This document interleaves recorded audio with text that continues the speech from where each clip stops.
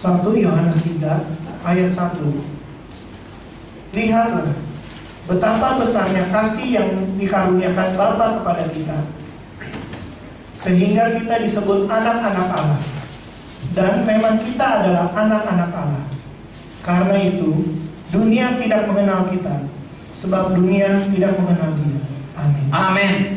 Saudara dikasih Tuhan, tema firman Tuhan pada siang hari ini adalah menjadi seperti Kristus. Sama-sama kita katakan, menjadi seperti Kristus. Pertanyaannya, saudara bersedia hidup seperti Kristus itu?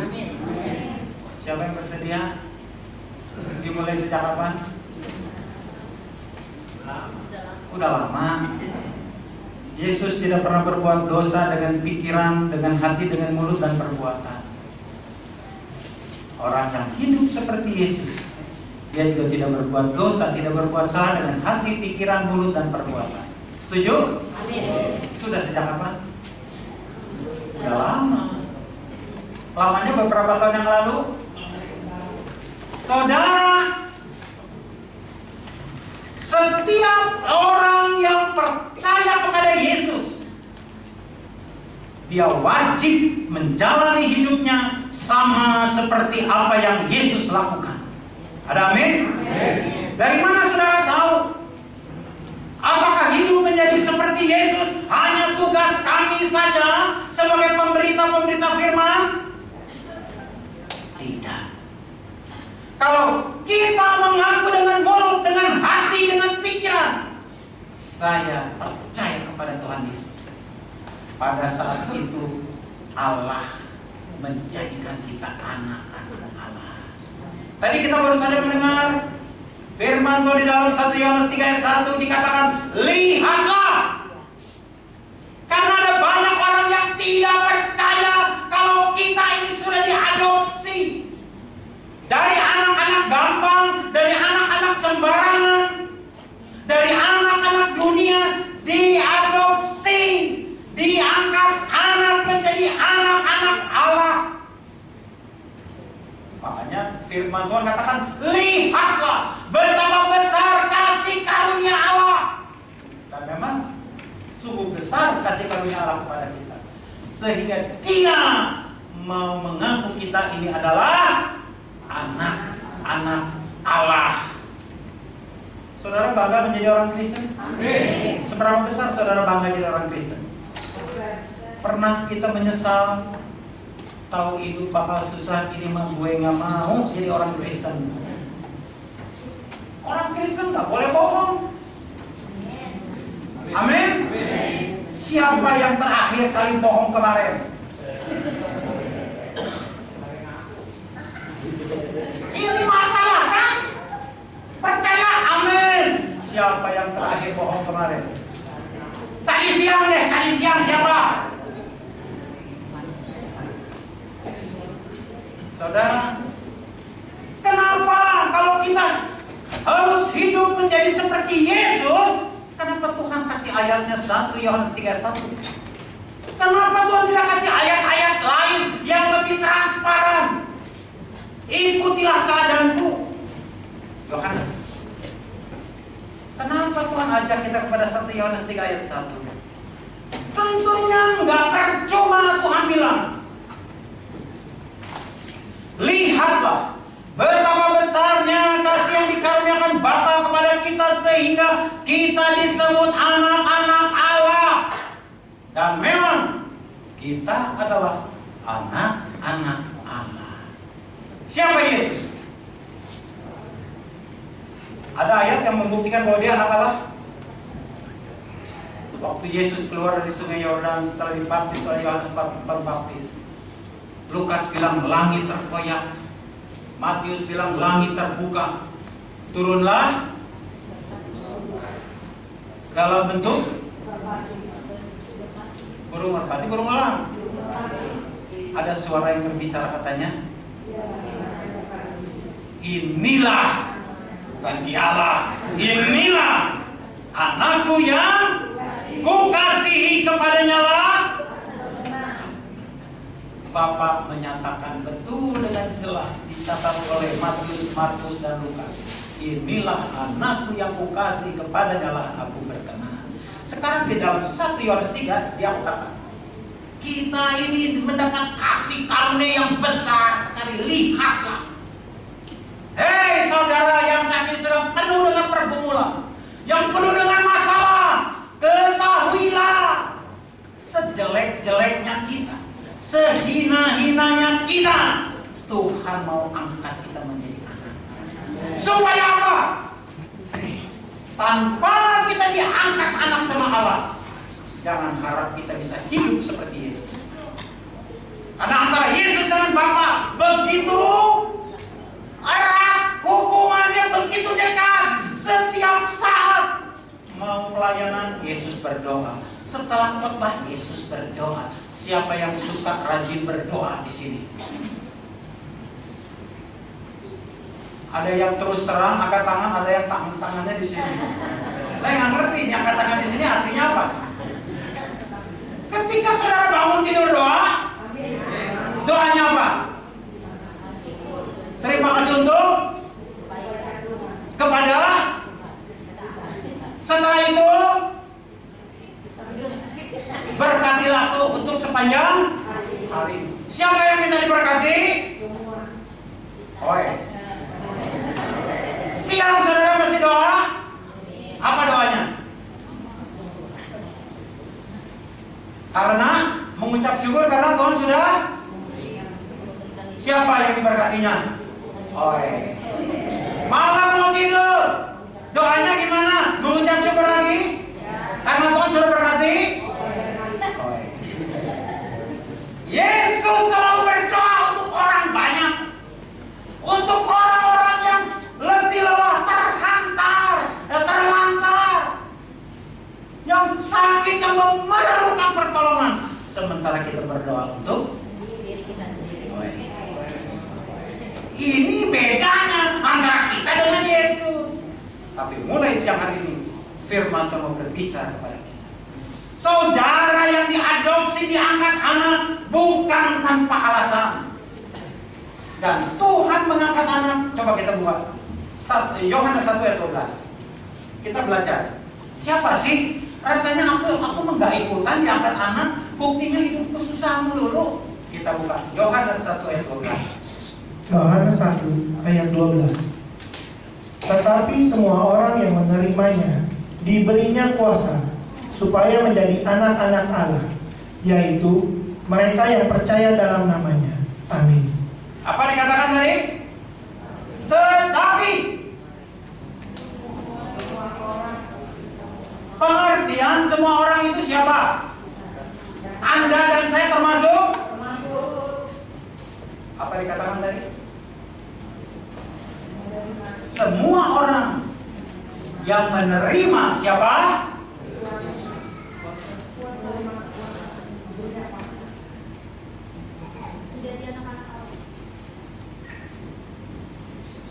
Tetapi semua orang yang menerimanya, menerima Yesus, diberi Yesus kuasa supaya menjadi anak-anak Allah, yaitu mereka yang percaya kepada nama Yesus. Sekarang kalau saudara bertanya, saya termasuk anak-anak Allah nggak ya? Saudara cek sama diri sendiri. Aku terima Yesus sebagai Tuhan dan Juru Selamat. Aku percaya nggak sama Yesus? Jangan-jangan. Jadi jangan saudara sedih sendirian. Sepertinya yang diangkat jadi anak Allah cuma Pak Markus doang. Siapa bilang? Ketika saudara juga percaya kepada nama Yesus, terima Dia sebagai Tuhan dan Juru Selamat, maka saudara diberi kuasa. Saudara nanti, kalau saudara dipanggil pulang sama Tuhan, saudara nggak usah ragu-ragu untuk masuk keluar masuk surga, nggak usah malu, nggak usah takut, karena surga kepunyaan. Mari kita ngomong sama-sama. Surga punya siapa? Ya kita punya Bapa. Kalau yang punya Bapa itu artinya punya anak, saudara. Saya dulu baju sehabis kerja biasa suka digantung. Ya, saya tahu di kantong masih ada uang tuh. Besok saya mau cari uang. kok berkurang? Siapa yang ambil duit? Anak saya. Saya Pak. Kenapa diambil? Uang papa, uang saya juga. Setuju? Uang bapak, uang anak sama dengan uang bapak nggak? Ntar dulu. Kalau bapak kaya, anak jadi raja. Anak kaya, orang tua jadi hamba. Nah ini bedanya saudara. Sekarang firman Tuhan mau kasih tahu. Saudara diadopsi menjadi anak-anak Bapa supaya kita mendapat satu hak istimewa yang sama seperti Yesus. Pegang dulu ini. Jadi saudara pergi kemana, saudara ada di mana, kita nggak usah takut bahwa aku ini anak-anak Bapa. Kemana Yesus pergi, Yesus nggak pernah takut. Dari satu kota ke desa, dari desa ke kota, dia pergi naik apa?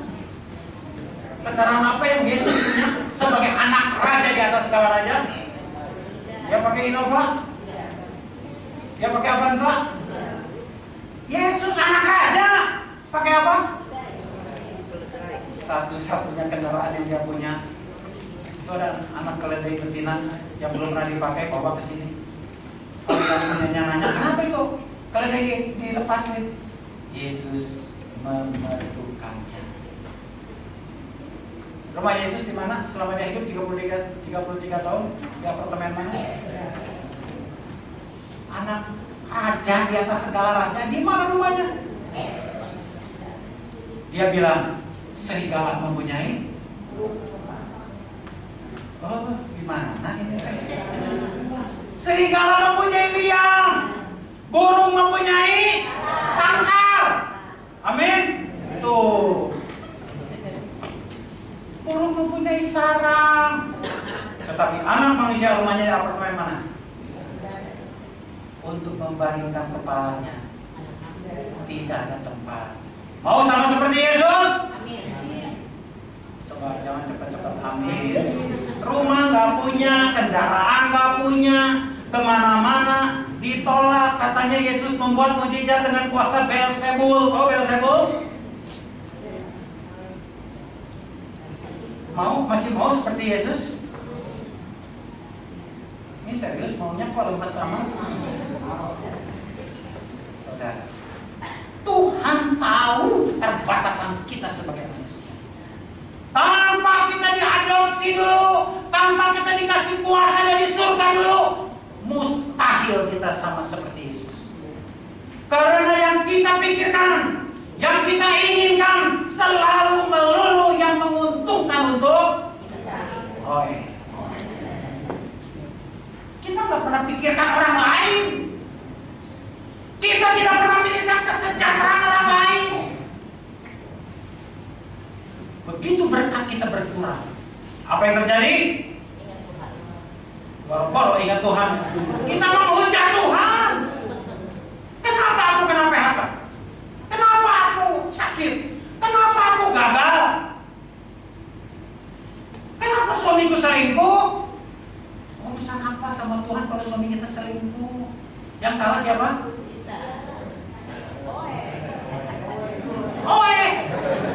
Tapi Tuhan yang dihujat.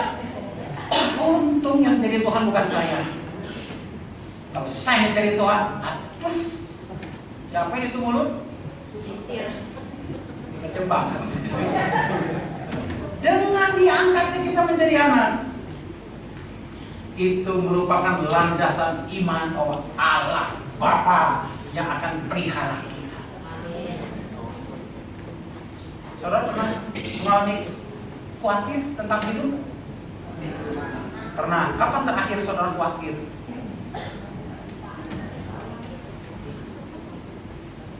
Kebanyakan kalau kita khawatir, yang kita cemaskan itu masalah apa?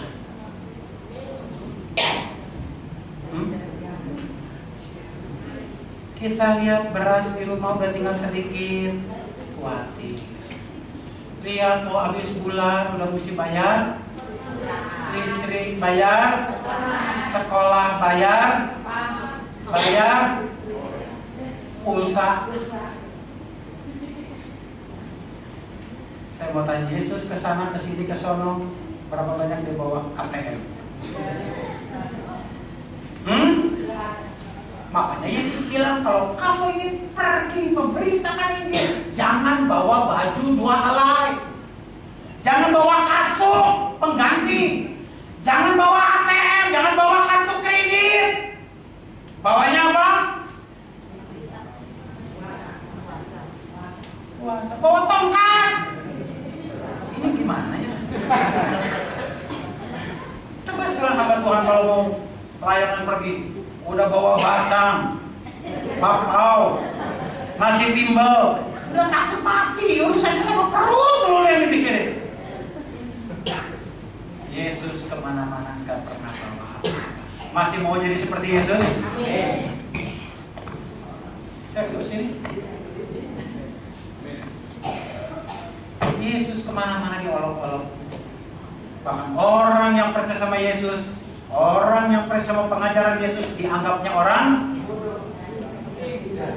Kisah Rasul 26.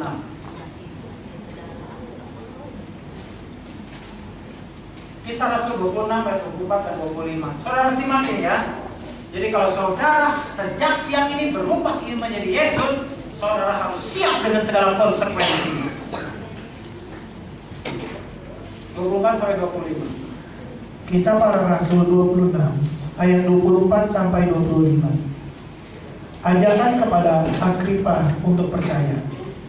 Sementara Paulus mengemukakan semuanya itu untuk mempertanggungjawabkan pekerjaannya, berkatalah Festus dengan suara keras, "Engkau gila, Paulus. Ilmumu yang banyak itu membuat engkau gila." Tetapi Paulus menjawab, "Aku tidak gila, Festus yang mulia. Aku mengatakan kebenaran dengan pikiran yang sehat." Amin. Terima kasih. Saudara, ketika kita menjadi percaya, berusaha untuk hidup seperti Yesus hidup, Tuhan bilang kalau ada orang tampar pipi kanan kamu, kasih juga yang kiri. Ketika ada orang berbuat jahat kepada kita, kita tidak boleh balas, kita doakan orang itu.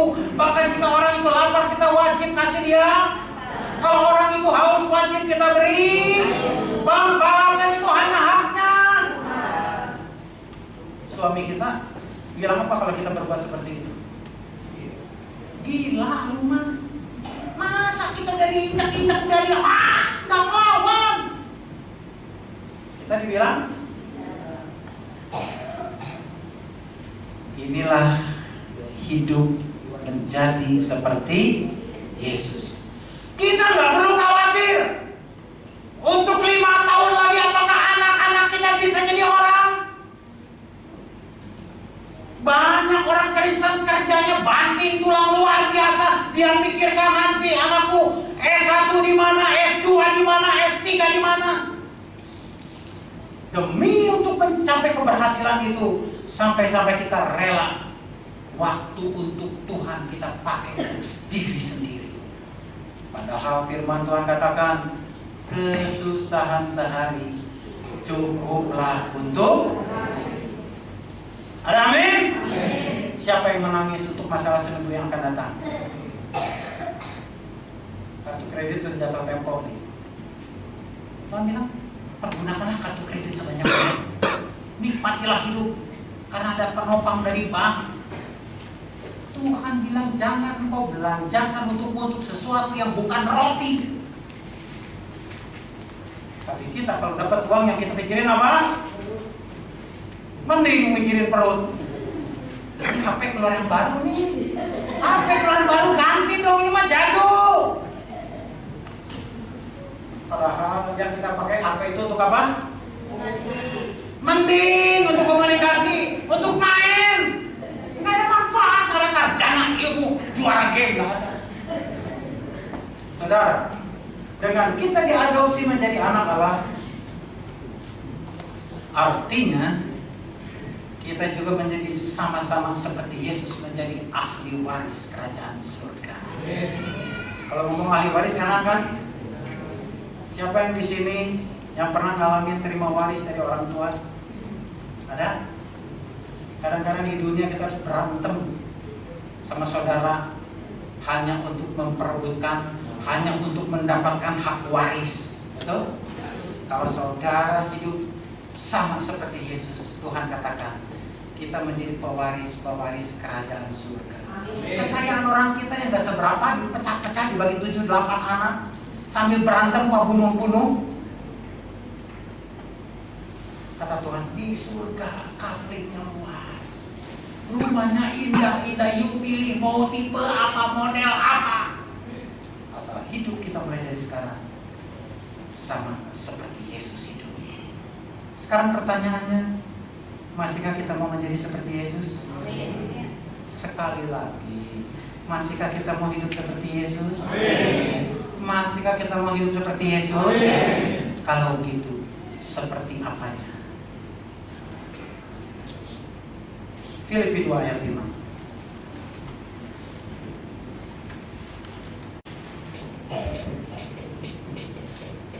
Filipi 2 ayat 5. Hendaklah kamu dalam hidupmu bersama menaruh pikiran dan perasaan yang terdapat juga dalam Kristus Yesus. Amin. Saudara, kalau saudara sungguh-sungguh, sekian kali saya bertanya, maukah kita masih mau menjadi seperti Yesus? Kita semua katakan sepakat apa? Amin. Yesus mempunyai pikiran yang tidak sama dengan pikiran manusia kebanyakan. Ketika dia mau turun ke dalam dunia menjadi rupa seorang hamba yang paling hina, tujuan Yesus apa sih? Halo? Masih ada yang bernafas di sana? Ketika Yesus mau turun tinggalkan surga, surga itu sudah begitu nyaman, datang ke dalam dunia. Dia datang ke dalam dunia tidak memakai pengawal, tidak memakai atribut kerajaan, tidak memakai atribut kebesaran. Tujuannya apa? Supaya manusia yang berdosa diselamatkan. Pikirannya bagaimana manusia berdosa bisa diselamatkan. Kita juga harus mempunyai pikiran sama seperti Yesus. Kalau kita masih bilang amin, saya mau hidup menjadi seperti Yesus. Pikirkan masih banyak jiwa-jiwa lihat tetangga rumahmu, kiri kanan sebelah depan belakang. Mungkin ada anggota rumah kita yang belum percaya Yesus. Tugas siapa supaya mereka boleh diselamatkan? Benar tugas kowe? Atau tugas gembala sidang? Kesempatan diberikan kepada kita dengan kita pergi ke gereja. Saudara perhatikan, dengan kita pergi ke gereja itu artinya kita memberi contoh kepada mereka. Kita memberi contoh kepada dunia. Kita memberi contoh kepada orang-orang di sekitar rumah kita. Ini loh sikap hidup seorang Kristen, sikap hidup seorang Nasrani yang jauh berbeda dengan orang-orang dunia. Amin. Masih punya tingkat emosi yang tinggi? Jangan berantem di sini. Masih punya tingkat emosi yang tinggi, kalau kita tersinggung, diomongin tuh orang tatar ke gereja, kelakuan kayak gitu, sikap kita gimana?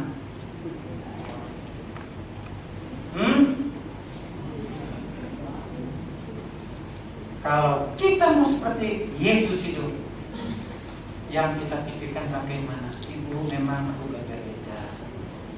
Aku ke gereja supaya ibu, bapak, semua orang-orang di sekitar sini diselamatkan. Mungkin kita nggak punya cukup berani, kita tidak punya cukup fasilitas untuk menginjili mereka, tapi dengan cara hidup kita yang berubah. Kemarin kita cepat marah, kemarin hati kita, pikiran kita jahat, kemarin kita iri hati, kemarin kita masih suka benci orang. Begitu kita datang ke gereja, pulang ke gereja, biasanya kita pulang mukanya muka apa? Muka perang. Begitu kita ke gereja, mukanya penuh senyum. Bisa senyum di rumah? Sampai paling tinggi sebelah bisa senyum? Halo? Kalau kita senyum sama orang yang baik sama kita, orang dunia juga sama lakukan seperti itu. Tapi bagaimana caranya kita bisa lembut, murah hati sama orang-orang yang galak, yang jahat sama kita? Inilah salah satu tipikal yang lain daripada yang lain yang ada pada Yesus. Yang kedua, Filipi 2 ayat 6 dan 7.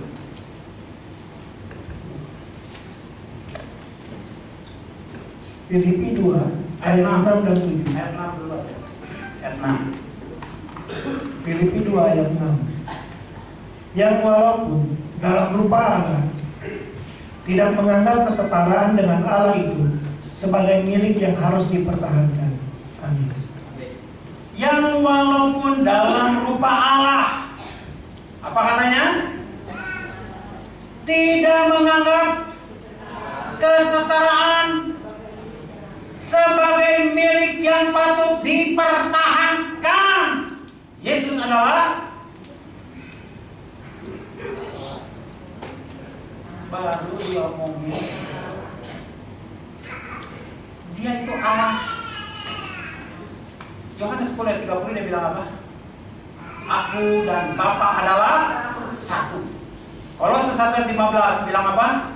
Dia adalah rupa Allah yang tidak kelihatan. Kalau ada Allah tidak terlihat, kalau saudara mau lihat Allah, lihat Yesus, dia adalah Allah. Amin. Tapi hak sebagai Allah, hak kesetaraan, setara dengan Allah dia tidak pertahankan. Dia turun ke dalam dunia, mengambil rupa seorang. Ketika Yesus lahir, terjadi gempar. Semua anak-anak usia 2 tahun ke bawah dibunuh. Gara-gara apa? Apa gara-garanya, penyebabnya apa? Gara-gara ada orang Majus. Dia tersesat ke tempatnya Herodes. Karena aku melihat ada bintang. Biasanya bintang model gini ada raja yang dilahirkan. Gara-gara itu semua anak-anak dibunuh. Saudara, Yesus bisa kerahkan pasukan Densus 88 nggak waktu itu? Bisa nggak? Bukan boleh, bisa. Dia tinggal meniup peluit. Nya itu yang baik kan? Langsung turun pasukan malaikat. Tapi dia dengan segala kerendahan hati dia mengungsi ke Mesir. Coba bayangkan, bisa kita seperti ini? Dibilang orang Kristen mah orang gila, entar doa. Mereka heran lihat hidup kita. Orang Kristen yang benar-benar Kristen, kehidupannya mencerminkan gambar kemuliaan Allah. Dia lagi senang, dia dalam keadaan susah, dia dalam pergumulan. Orang bilang, aneh ya orang Kristen ya, kena PHK kok bisa ketawa? Ada yang pernah ngalamin PHK? Bisa tertawa? Atau ketawanya gitu modelnya? Ada? Saya punya teman, seorang hamba Tuhan. Karena dia sering kali mendapat jadwalnya jam 5 sore dia kerja di satu pabrik tekstil. Karena jam 5 sore dia harus pulang dulu, dia harus persiapan, dia harus pergi selalu jam 4. Jam 4 berarti ke jam 5 cuma selisih. Dia minta izin kepada kepala pimpinan. Pak, minta izin mau pulang jam 4. Lihat, hari mana kau ngajak obat minta izin? Hari gawe atau hari jadi pendeta sih ya? Ini di Bandung suasananya ya. Akhirnya karena HRD-nya udah bahasa Jakarta bohwat apa sih? Bohwat. Kewalahan ini pendeta ini pecatnya. Begitu diberhentikan dari kerja, pendeta ini bilang apa? Teman saya ini bilang apa? Bisa bilang kayak tadi, haleluya. Bisa gitu? Pagi-pagi jam 9 udah nangis ke tempat saya. Kalau ditaruh ini pecat. Saya bilang, puji Tuhan. Kok kita masa dipecat puji Tuhan? Ya puji Tuhan. Kalau Bapak nggak dipecat, Bapak nggak bisa jadi bos. Terus jadi pegawai. Amin. Dan sekarang dia jadi bos beneran, saudara. Karena apa? karena dia mau pakai hidupnya untuk memuliakan Tuhan. Seringkali kita nggak ngerti. Kita pikir dunia bisa menjamin bahagia kita. No. Pernah lihat di sinetron? Semakin kaya semakin kacau rumah tangga. Halo? Dulu waktu miskin papa katanya makan sepiring bar. Udah kaya, suami makan di mana? Istri makan di mana? Itu salah istrinya. Uang tidak bisa menjamin bahagia. Bahkan dengan uang berapa banyak contoh rumah tangga hancur. Tapi Tuhan Yesus sanggup membuat saudara bahagia. Kalau kita betul-betul percaya hidup menjalani hidup seperti Yesus hidup, kalau Yesus dimuliakan, saudara dan saya pasti juga dimuliakan. Karena cara kita dengan Yesus sama, hanya dia saudara sulung. Kita menjadi anak-anaknya. Kita lihat pada ayat ke-7. Apa keistimewaan Yesus? Filipi 2 ayat 7. Melainkan telah mengosongkan dirinya sendiri dan mengambil rupa seorang hamba dan menjadi sama dengan manusia. Amin. Ada amin? Saya mau tanya, pernah saudara lihat ada satu rumah tangga yang orang tuanya punya mobil, punya motor? Pernah lihat kan? Anaknya kalau mau kuliah naik apa? Ada yang naik bajai? Kenapa? Papanya punya mobil, papanya punya perusahaan besar, papanya punya segala-gala. Anaknya ada nggak ke tempat kuliah naik angkot, naik bajai, naik busway? Kenapa? Aduh, masa sih bapakku kaya raya, aku masa sih naik angkot, masa sih naik ojek? Yesus punya segala-galanya. Yesus punya kekayaan. Hagai 2 ayat 9 bilang apa?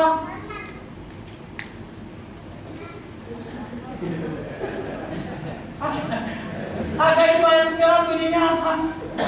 Nggak tahu, coba supaya tahu buka deh.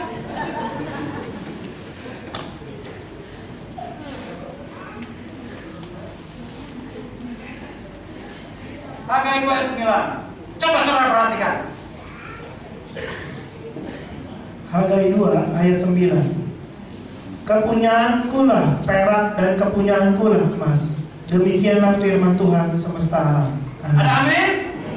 Jadi kalau di ujung dunia dimanapun di muka bumi ini ada perak, ada emas, itu kepunyaan. Kalau batu akik punya siapa? Hah?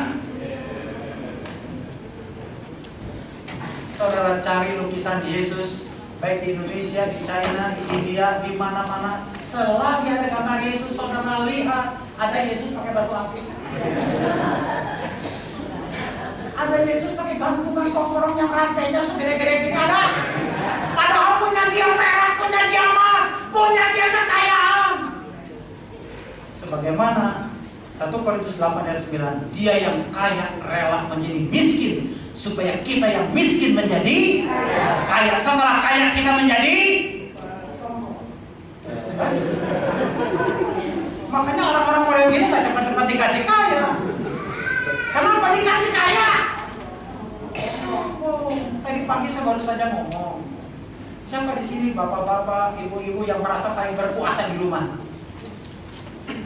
Ada? Pernah lihat di sinetron ada ibu, ada bapak yang dominan yang berkuasa di rumah? Berkuasa di kantor, ada? Selagi dia hidup itu bangku nggak ada orang yang boleh dudukin di kantor, betul? Coba orang itu mati, itu orang masih boleh duduk di bangkunya? Yang begitu berkuasa di rumah masih boleh? Yang di ruang tamu aja nggak masuk ke dalam, di ruang tamu aja duduk semalam-malaman di situ. Keluarganya masih terima? Ngerti nggak? Diterima nggak sama keluarganya? Ya udahlah, di garasi aja lah. Diterima nggak? Dia udah jongkok itu di garasi. Masih diterima? Dulu waktu dia berkuasa selalu naik mobil mewah keluar masuk rumah. Sekarang udah mati, ikut aja di bagasi belakang, diizinin nggak? Artinya apa? Kebanggaan, kemuliaan kita ini sementara. hanya sesaat. Makanya kalau udah diberkati jangan sombong. Kapan itu kita ngomong jangan sombong terakhir? Nanti besok kalau udah kaya gimana? Masih mau ke GFC? Betul. Di sini Anda bertumbuh, di sini Anda harus berbuah. Itu teladan Yesus. Dalam segala perkara dia merendahkan dirinya serendah-rendahnya. Makanya kalau saudara dihina sama suami, rajin ke gereja dihina suami, dihina anak, dihina menantu, jangan abaikan. Jadilah berangkat untuk keluarga. Yesus dihina bahkan sampai digantung di kayu salib, itu contoh. Dunia tolak dia, nggak apa-apa. Yesus tidak mengutuki orang yang bilang sahibkan dia, sahib, Tuhan tidak kutuk. Tapi Tuhan bilang apa? Bapa, ampunilah mereka karena bisa lakukan. Yang terakhir 10-11 Filipi 2.